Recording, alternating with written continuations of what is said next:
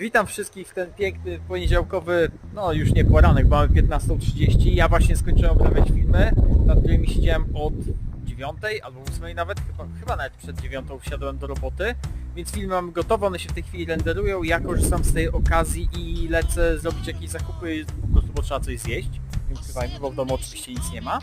Natomiast w tej chwili korzystam też z okazji i zapraszam was wszystkich na streaming dzisiaj poniedziałkowy, czyli będziemy siedzieć przy komputerku. I dzisiaj mamy streama po prostu internetowego. Zrobimy przegląd sklepów, promocji i tak dalej, bo trochę nowości jest, trochę nowych promek, na które warto się załapać, więc serdecznie zapraszamy. Dzisiaj o godzinie 20 i widzimy się na YouTubie.